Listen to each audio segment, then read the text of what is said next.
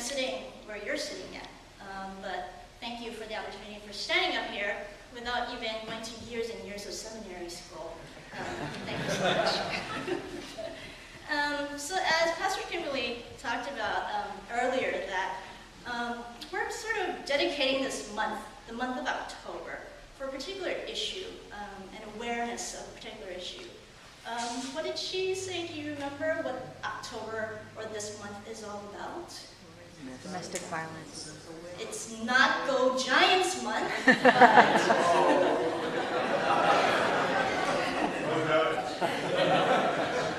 for those of you who do not know what Giants is, for those of you who just came today to visit San Francisco, it's actually a baseball team that we have here in San Francisco. And so we're really rooting for the Giants because I think they won yesterday's game, is that correct? Yeah. So we're really rooting for them. But yes, like most of you and all of you probably said, it's the month of Domestic Violence Awareness Month. So it is a serious and sensitive yet very important issue. It's usually something that we don't really talk about, that we don't share with others. It's something that we don't talk about, definitely don't talk about in the home, even if something like that arises. Well, maybe because we don't even see it as a problem, or maybe we don't even face the problem, or we don't even see that it's actually there, right? So we don't really share it.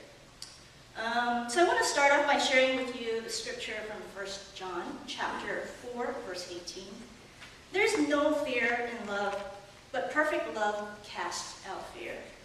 For fear has to do with punishment, and whoever fears has not been perfected in love. We love because he first loved us.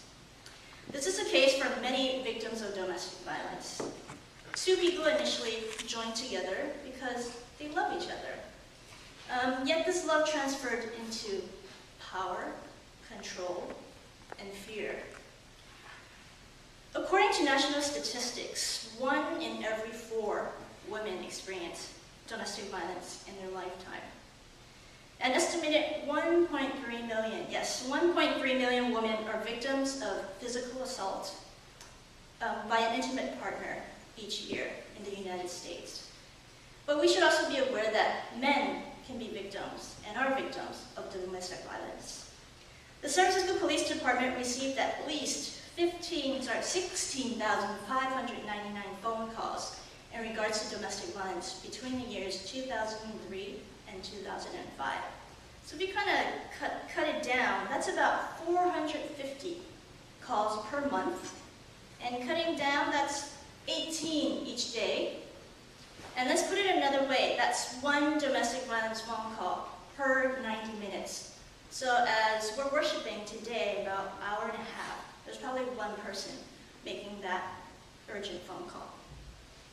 So I want to share with you a true story about a survivor of domestic violence. The names are changed just to keep it confidential, or their identity confidential. So this is Lee's story. So I will narrate this in the first person. My name is Lee. I came to San Francisco as a fiance to marry my husband, Peter, in the year 2007. We were very happy living together as husband and wife until I became pregnant. My husband insisted that I have an abortion because he was not interested in raising a family. I was happy because I was going to be a mother. Peter's family gave me a hard time, and my in-laws fully controlled my daily activities. They took my passport and all my documents away so that whenever I needed my identification, I had to get their permission. I suffered a great deal of pressure because I only had a conditional immigration status at that time. When the time was due for me to change my immigration status, my husband told me that he's not going to petition me to stay because I disobeyed him by giving birth to a son. At that time, I was very disappointed and felt very helpless. We quarreled, we argued. Peter was upset and angry. He slapped me on the face, dragged me out of the house, and told me to leave and never return. I was very, very afraid because I had nowhere to go to. I called the police to seek help. Peter was arrested. With the help of the police, I was introduced to Cameron House for assistance. I received support services and was introduced to an attorney for legal assistance. I also moved to a shelter for a short-term stay. After a month, I moved into transitional housing. Without the help of these agencies, my son and I would have been homeless and hopeless. I'm a new immigrant, and I cannot understand much English. Facing Peter's abuse and my homelessness, I was facing a dead-end street. Because of these agencies' support, I was able to stand back on my own 2 feet. So after hearing the story, many folks may feel a sense of frustration, anger towards this batterer, or just perpetrators in general.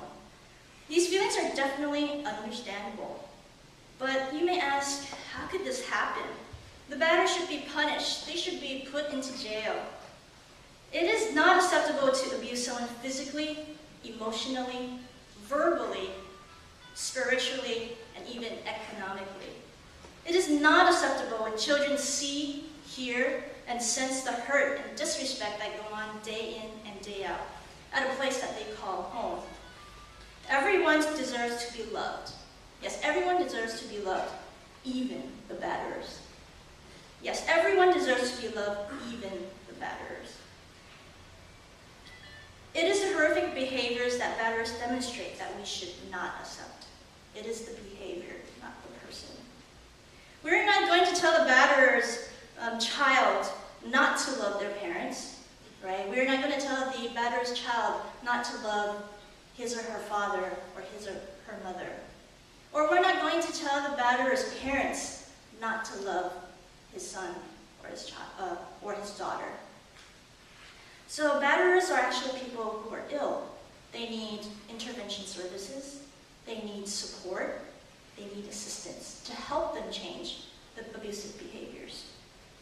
I do want to let you know that according to research, many male adults are twice as likely to become abusive to their partner and to their children because they themselves were exposed to domestic violence when they were young.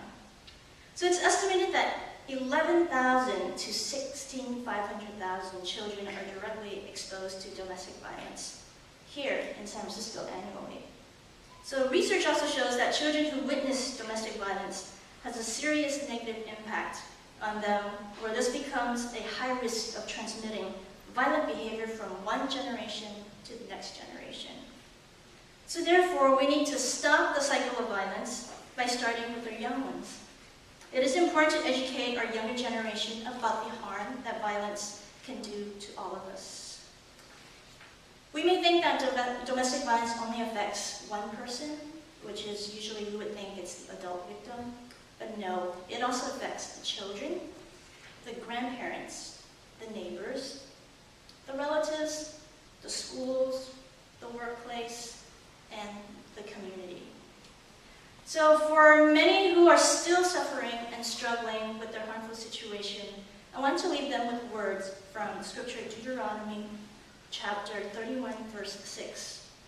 Be strong and courageous. Do not be afraid or terrified because of them, for the Lord your God goes with you. He will never leave you nor forsake you. Let us love and respect one another. May peace be with us all.